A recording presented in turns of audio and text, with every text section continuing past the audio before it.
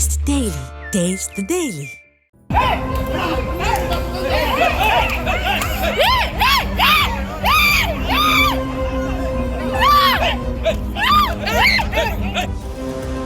நாமக்கல் மாவட்டம் ராசிபுரம் அடுத்த கோனேரிப்பட்டி பகுதியைச் சேர்ந்த திமுக வார்டு செயலாளர் ராஜா என்பவர் பேருந்து நிலைய பின்பக்கத்தில் அரசு அனுமதி பெற்று மதுபான பார் நடத்தி வந்தார். இந்த பாருக்கு சென்ற ராசிபுரம் 24வது வார்டு கவுன்சிலரின் மகன் லோக சரவணன் மாமூல் கேட்டு தொந்தரவு செய்ததாக கூறப்படுகிறது. மாமூல் கொடுக்க மறுத்தும் கூட அடிக்கடி பாருக்கு சென்று டார்ச்சர் செய்து வந்ததாக லோக சரவணன் மீது புகார் கூறப்படுகிறது. கவுன்சிலரின் மகன் என்ற அதிகாரத்தில் சொந்த கட்சிக்காரரான பார் உரிமையாளரிடமே மாமூல் கேட்டு டார்ச்சர் செய்யவே பொறுத்து பார்த்த பார் உரிமையாளர் ராஜா தனது பாரில் வேலை செய்யும் ஆட்களை அழைத்து கொண்டு கவுன்சிலர் கலைமணி வீட்டுக்கு சென்றதாக கூறப்படுகிறது.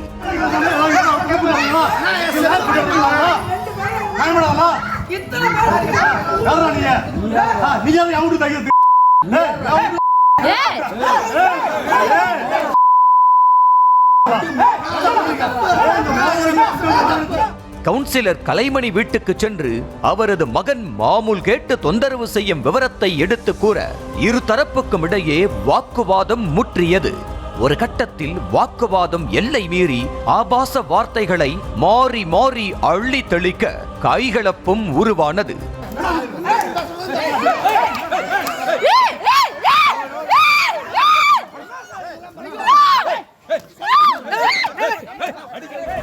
மாறி மாறி மல்லு கட்டி அடித்து கொள்ள பயத்தில் பெண்கள் அலறினர். அத்தோடு சம்பவ இடத்திற்கு வந்த போலீசார் சண்டையை விலக்கிவிட்டு மோதலில் காயமடைந்தவர்களை மருத்துவமனைக்கு அனுப்பி வைத்தனர். ராசிபுரம் அரசு மருத்துவமனையில் அனுமதிக்கப்பட்ட பார் உரிமையாளர் தரப்பினரை கவுன்சிலரின் மகன் லோக சரவணன் மருத்துவமனைக்குள்ளேயே புகுந்து தாக்குதல் நடத்தியதாக அதிர்ச்சி குற்றச்சாட்டும் எழுந்திருக்கிறது.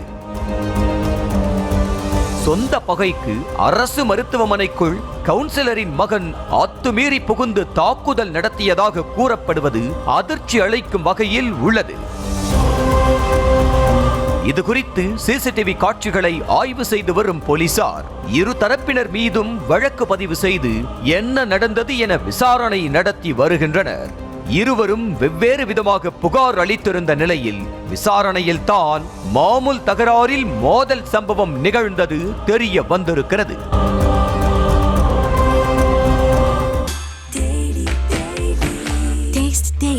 Taste the Daily.